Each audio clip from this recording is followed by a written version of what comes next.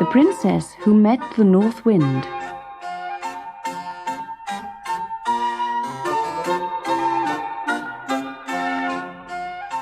There was once a princess who lived in a very cold land. The white mountains reached almost to the sky, and the rivers shone as brightly as the silver chain the princess wore around her neck.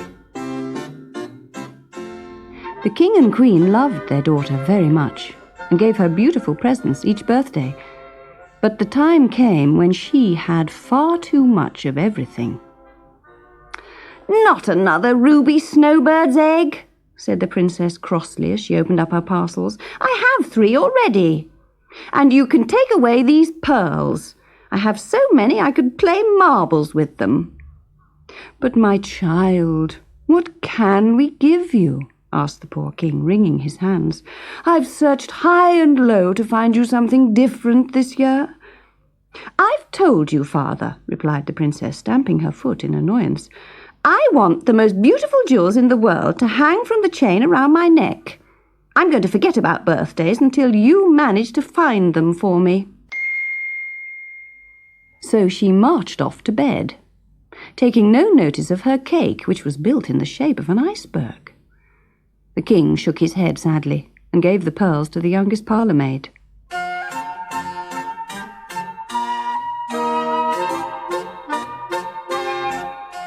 That night, as the princess lay sleeping, the north wind began to call and blow around her room at the top of the palace.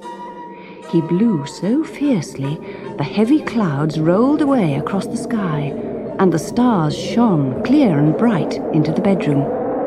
The princess thought it must be daylight, and sat up in bed, staring and blinking. "Come to the window," sang the north wind, "and I will give you the most beautiful jewels in the world for the chain around your neck." The princess ran to the window and looked up at the sky, where thousands of stars were twinkling and glistening. "Oh, how beautiful!" she whispered. "If only I could reach them." "Put on your warm cloak and shoes and come with me, princess," said the north wind. And he led her down the stairs, through the palace gates, and up the side of the highest mountain in the kingdom. The princess was not at all happy on the mountain. Her feet were wet, her hands numb, and all the time the north wind blew so that her cloak billowed all round her. The more she climbed, the further away the stars seemed to be, twinkling and laughing. "They are so beautiful," she gasped to the north wind, "but there must be an easier way to reach them."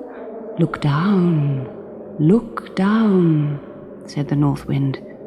And the princess stared in surprise, for now the stars were below as well as above her, and the whole night seemed on fire with them. "I must have the stars for my necklace," she cried, and she began to slide and slither down the mountain, tearing her cloak and cutting her hands on the rocks.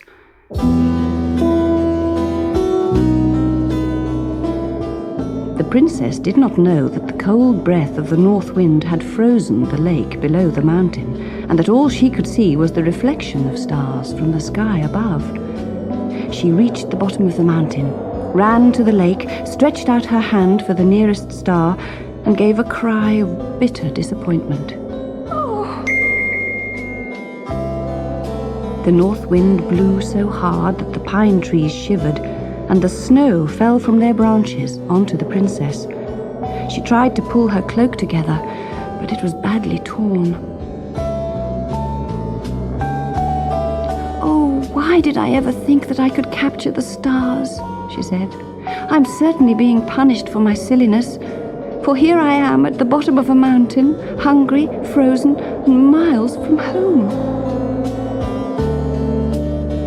As the princess thought of her warm bed, and the birthday tea she'd refused to eat, and the kindness of her mother and father, 3 tears trickled down her nose and chin and hung frozen to her silver necklace. Suddenly, the branches of the pine trees stopped shivering, and all was still. A young man appeared at the side of the princess, and pointed to the frozen tears which clung to her necklace, gleaming green, purple, and blue in the northern lights. "My father, the North Wind, has taught you not to be selfish," he said.